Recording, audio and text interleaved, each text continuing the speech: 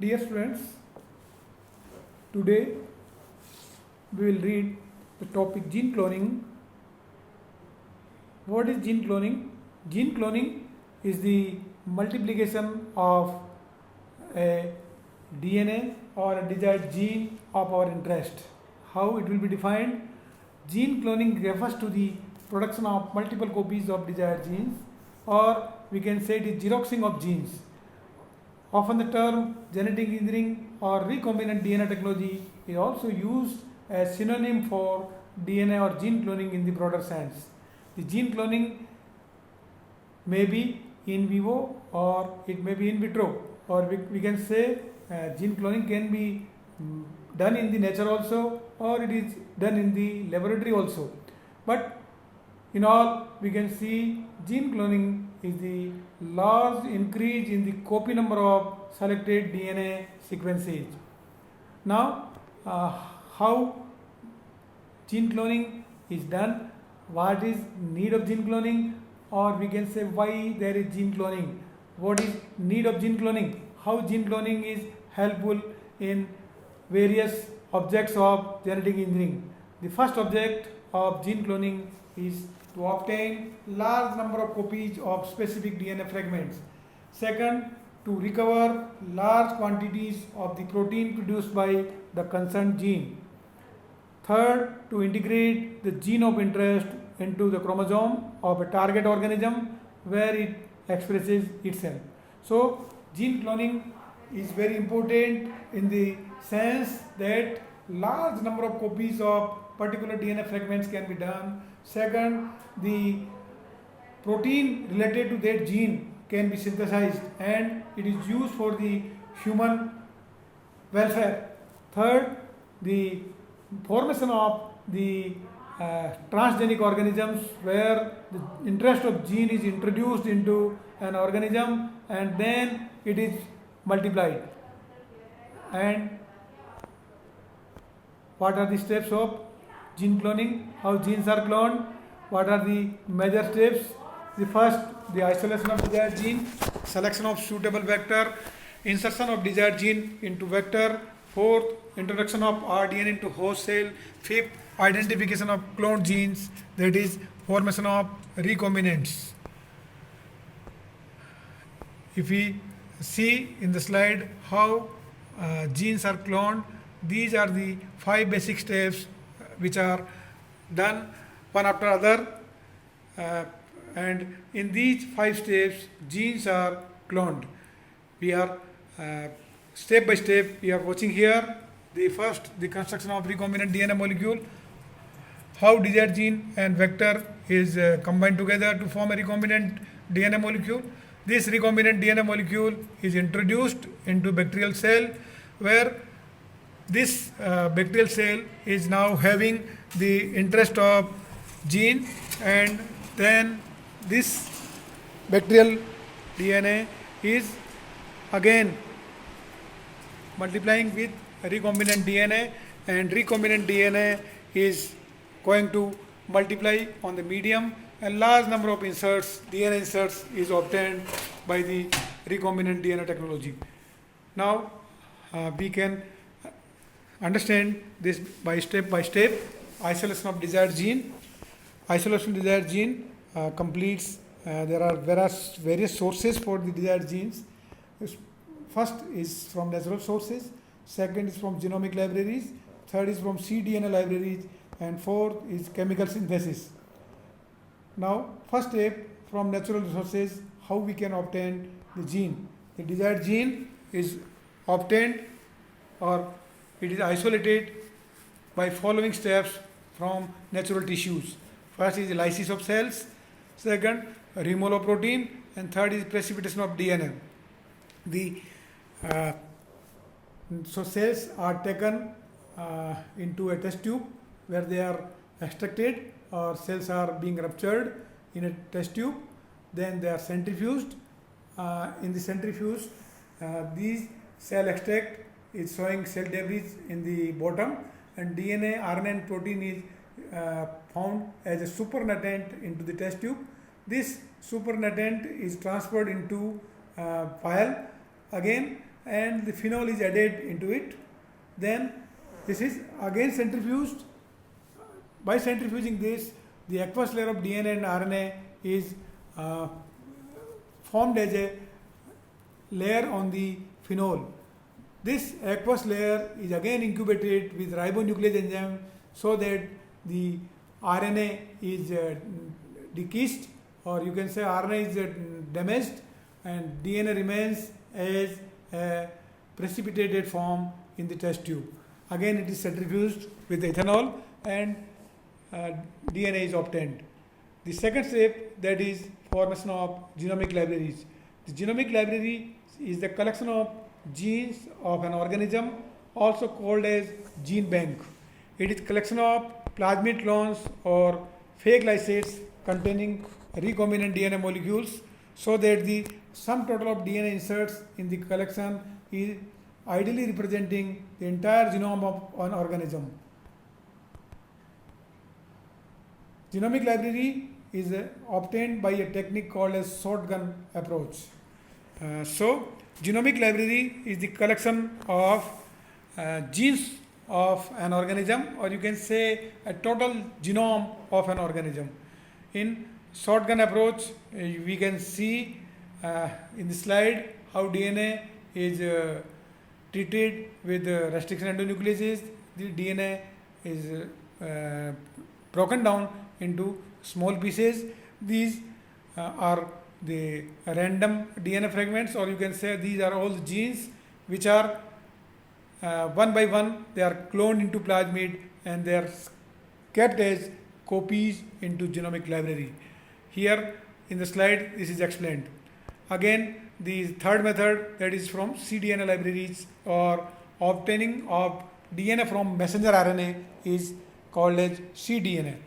The synthesis of desired gene is carried out from mRNA in eukaryotes. The DNA synthesized by using mRNA as template is called as complementary DNA. Basically, the eukaryotic DNA is very complex and it is having many non-coding sequences like exons and introns. On these introns are having no gene inserts, or therefore they have to be removed for a gene of working, or you can say the introns are removed by the splicing, so that the finally processed mRNA that is converted into DNA, and such DNA is called as cDNA or complementary DNA.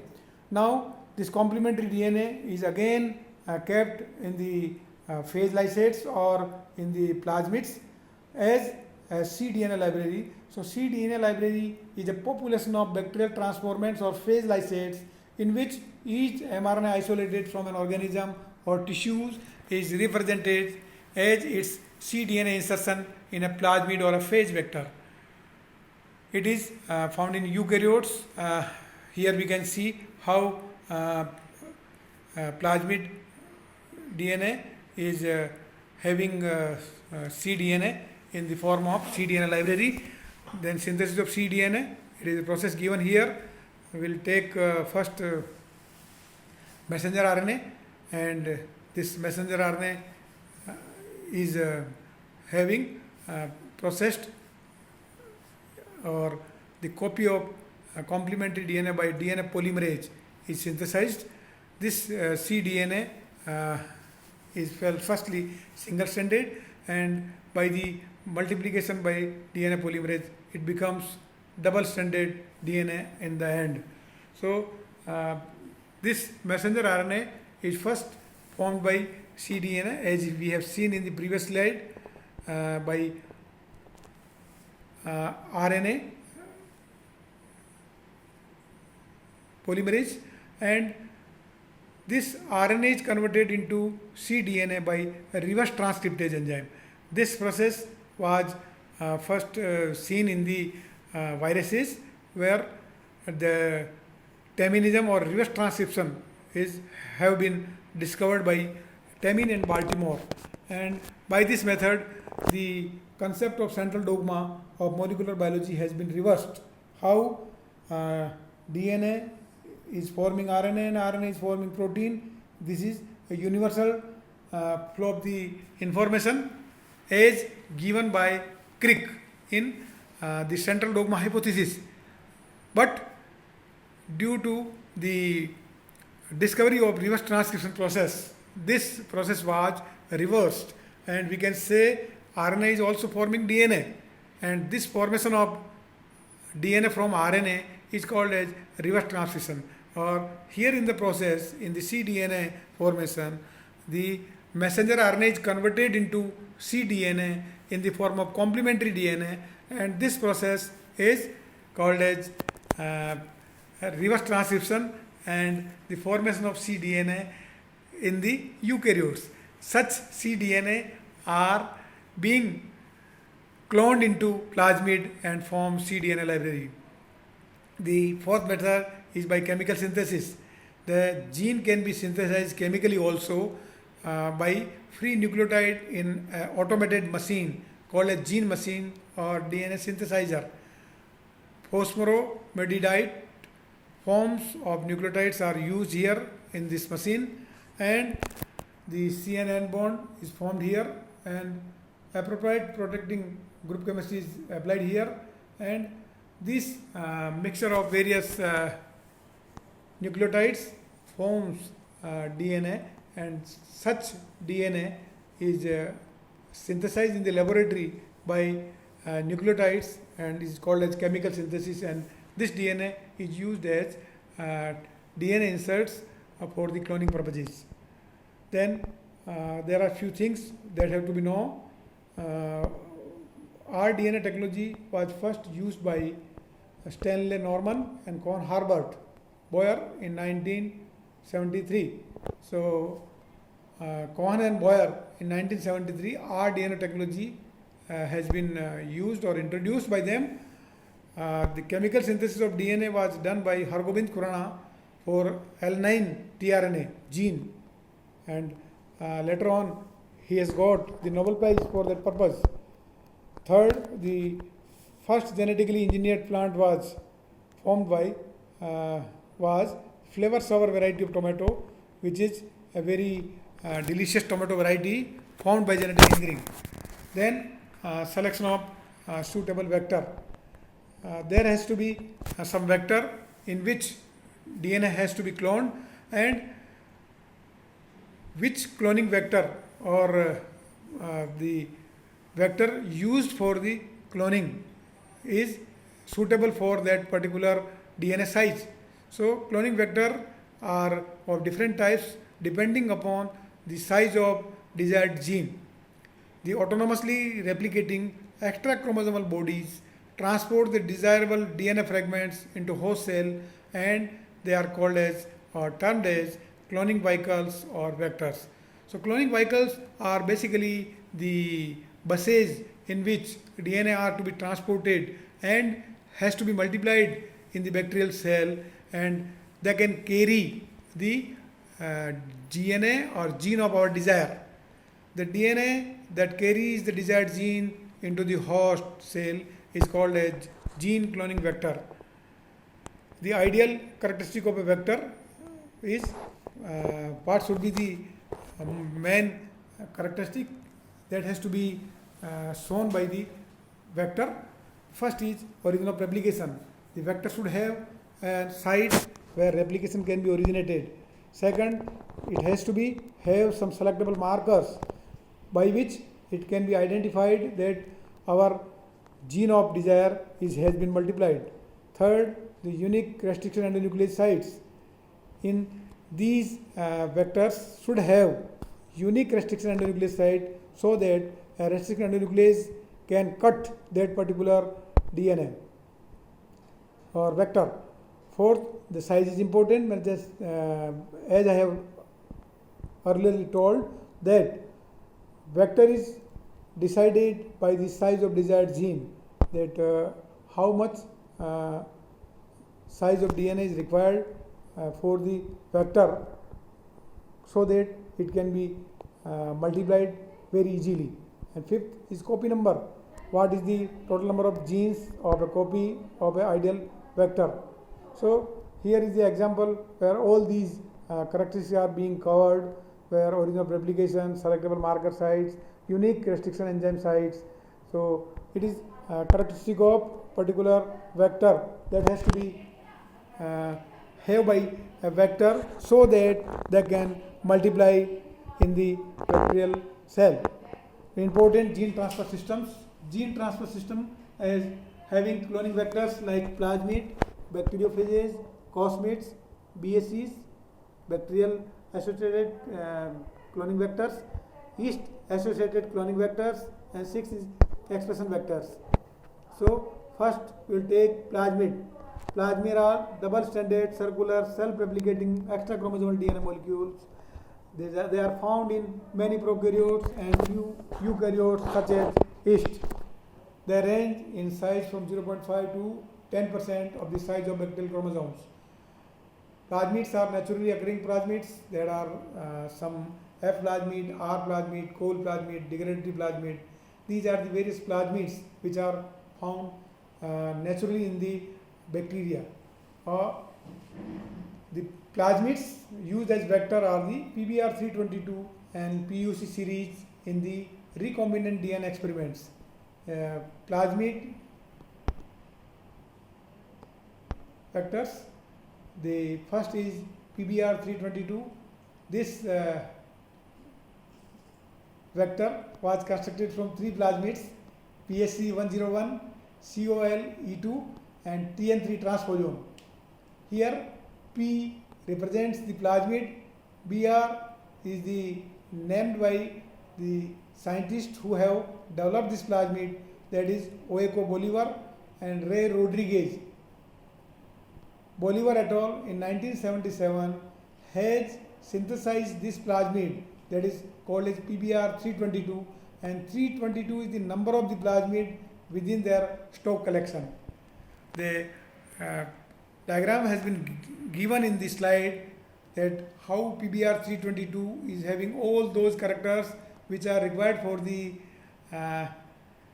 gene cloning or the an ideal vector which have some fixed character for their cloning, which are all present in PBR322. Another the cloning vector or plasmid which is used for the cloning is PUC8. This was the plasmid constructed by University of California, and hence the name PUC has been given here. It is 2676 BP in size. Is selection by blue-white screening. Is also having the origin of gene. It contains epicillin resistance genes, and it has cluster of unique restriction sites for the COR1, BAMH1, PST1, SML, XML. So there are hint 3. There are the many restriction endonuclease sites in this plasmid are available for the gene cloning. The other PUC series plasmids are similar, but they differ from each other in specific multiple cloning sequences. That is called as MCS.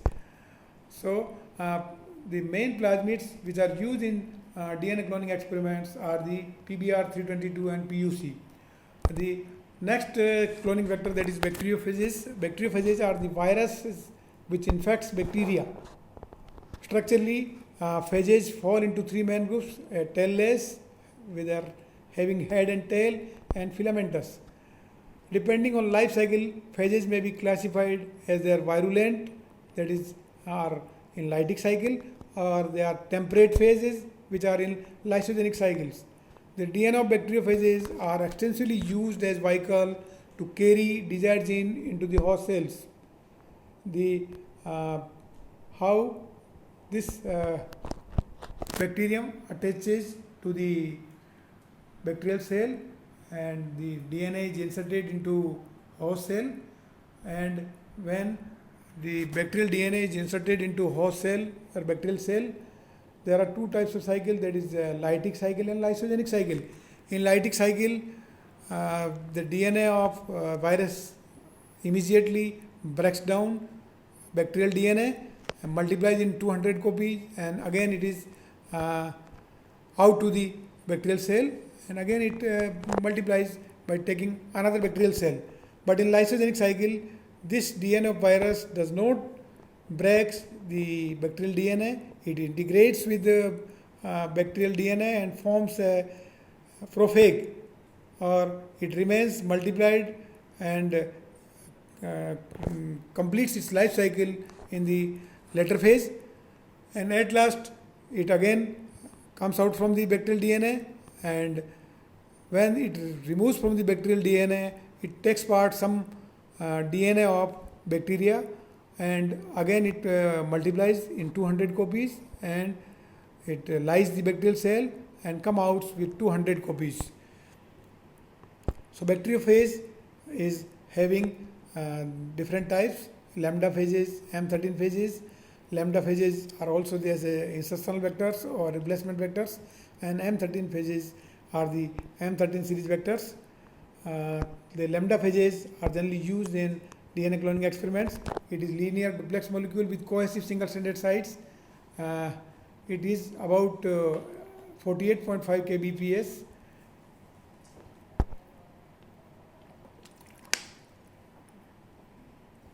As an insertional vector, lambda insertional vector, new DNA is inserted into a restriction site, that is RR in between.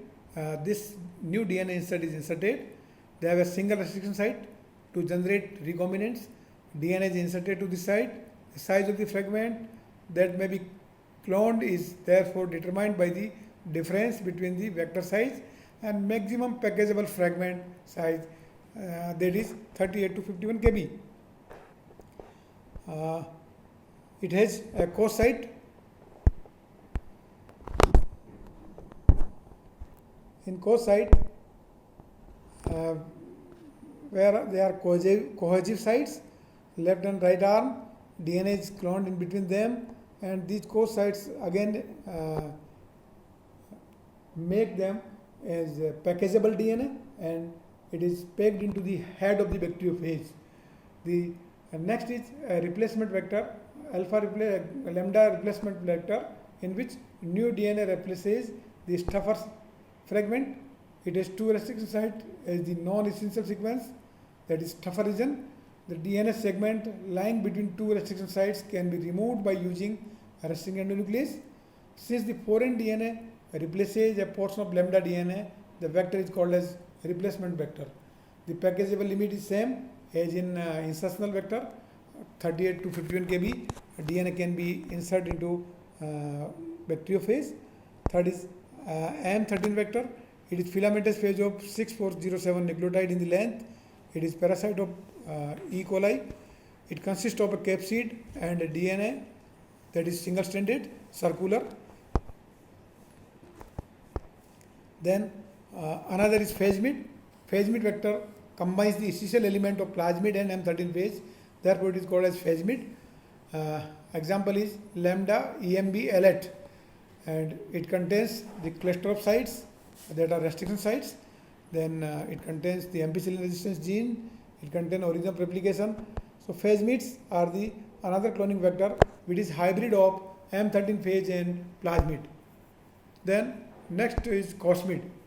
Cosmid was first constructed by Collins and Horn in 1978.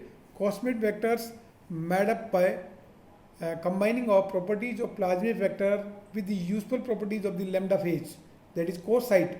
So core site of lambda phase, and otherwise it is plasmid, so it is called as cosmid. Cosmid is having all those characteristics of ideal vector, that is ampicillin resistance gene, the origin of replication, then various restriction sites cosmids are having. So cosmid have the better capacity to have or to insert the DNA that is bigger than 50 kb. Up to 50 kb it is inserted into lambda phase, and 10 to 15 kb it is put in the bacterial DNA, or you can say the plasmid DNA. The fourth is the bacterial associated cloning vectors.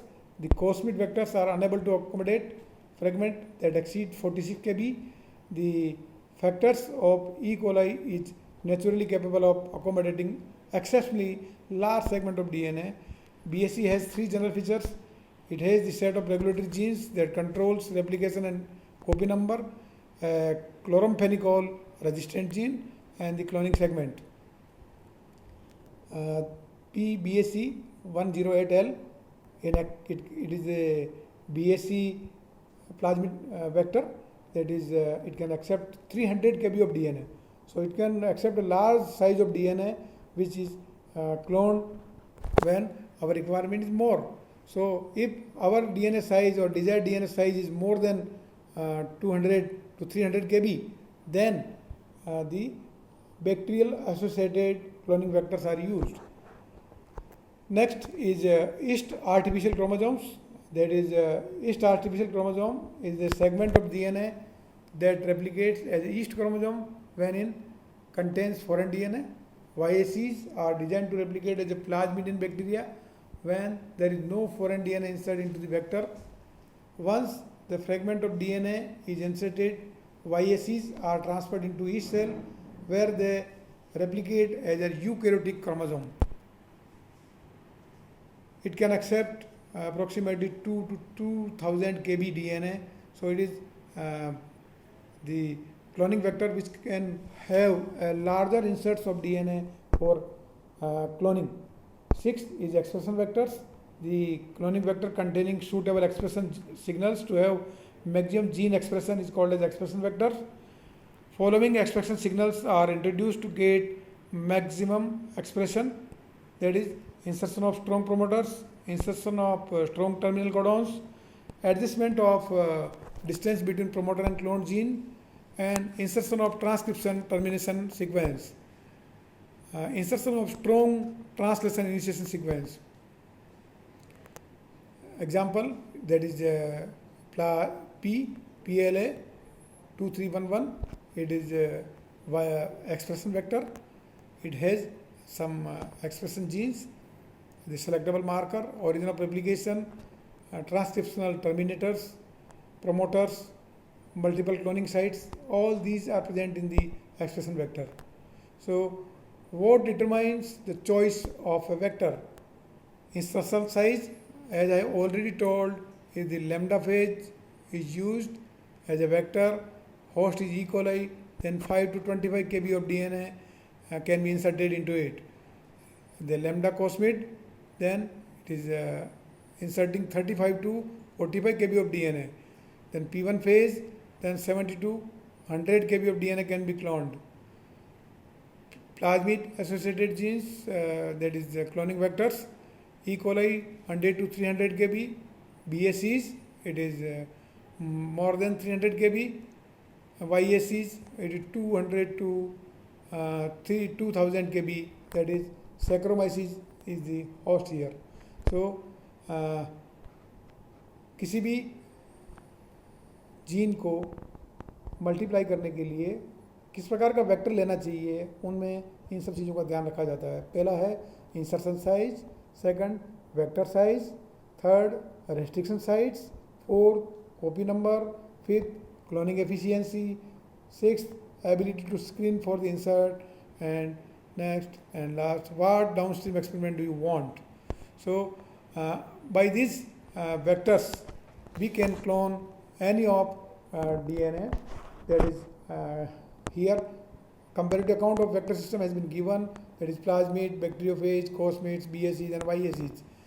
What is the insert size into them, how much of DNA can be inserted into it, what are the advantages and what are the disadvantages. They all have been given here in the table.